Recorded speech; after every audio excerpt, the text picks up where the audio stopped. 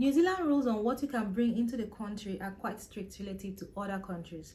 So what applies to popular countries that migrants travel to, like UK, US, Canada, and the likes, will likely not apply to New Zealand, and vice versa.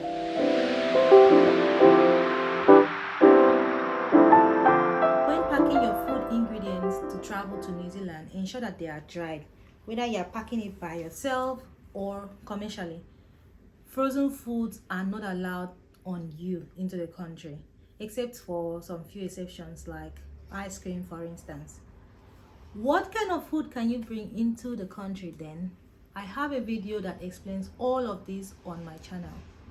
The question for this video is, how can you pack your food ingredients or food items to travel to New Zealand so that when you arrive in New Zealand, it is not seized? These are some of the food items I brought with me to New Zealand. Anywhere you go, give it on. Anywhere you say, anywhere.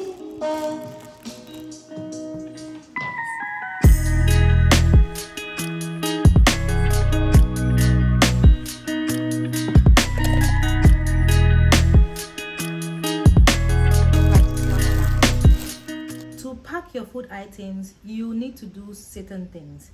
The first one is to ensure that there are no bugs or insects. New Zealand is very particular about what you are bringing into the country because they are trying to prevent the spread of diseases in their country. As you would know from my 20 fun facts about New Zealand, that one of their selling points is their environment.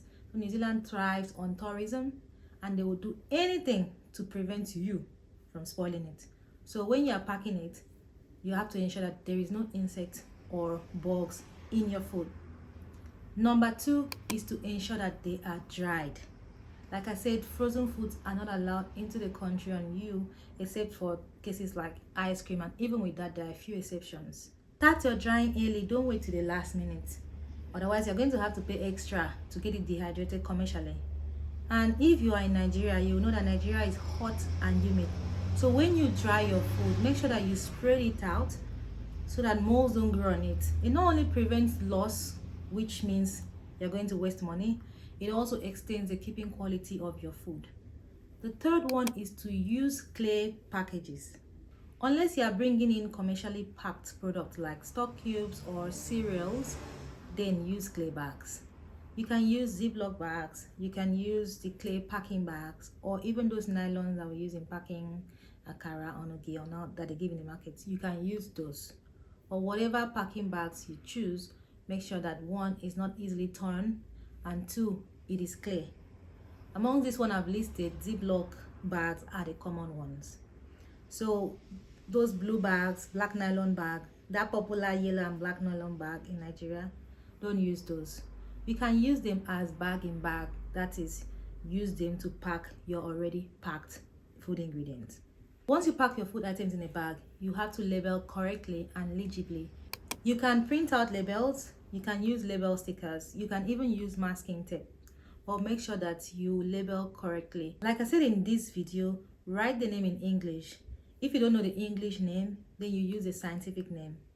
If you want to write the name of that food product in your language, that is totally fine, but you have to translate it to English name or the scientific name.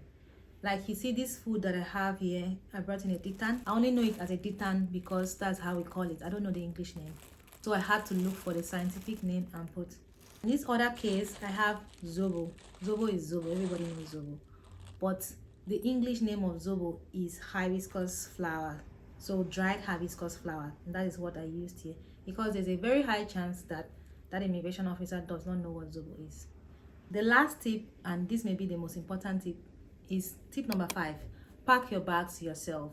And I'm going to tell you why, because I'm a nice person. Yes, you're welcome. The reason why you should pack your bags yourself is because you need to know what exactly is in your bag to avoid stories at touch. Because when you arrive in New Zealand, regardless of what airport you arrive at, your bags will go through security. And if you don't know the contents of your bag, problem.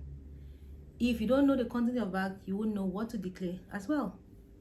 Problem.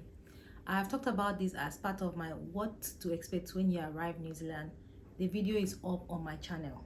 To summarize all I've said, ensure that your food is free of bugs and insects, ensure that it is dry, pack it in clay bags, ensure that the labels are written correctly and in English or the scientific name, something they'll understand. And lastly, pack your bags yourself. As a bonus, when you arrive New Zealand, you have to declare what's in your bag. Declare your food items, your food products, your food ingredients, whether it is plant sourced or animal sourced. If you do not declare your food, you will either be fined $400 at the airport or $100,000 in court. I mean, $100,000 can do a lot. If you have $100,000 and you don't know what to do with it, bring it. I'll help you to spend it. I know what to do with $100,000 rather than going to pay in court. So declare, or you will be sent to jail. You will not go to jail in your countries, New Zealand, and you come and go to jail because of food. So please declare. And lastly, you can be sent back home. These are things that may happen to you if you do not declare. So make sure that you declare your foods. And to declare your foods, you have to know what is in your bag. And that's how you pack your food to come to New Zealand. Subscribe for more of Coming to New Zealand content. Bye now.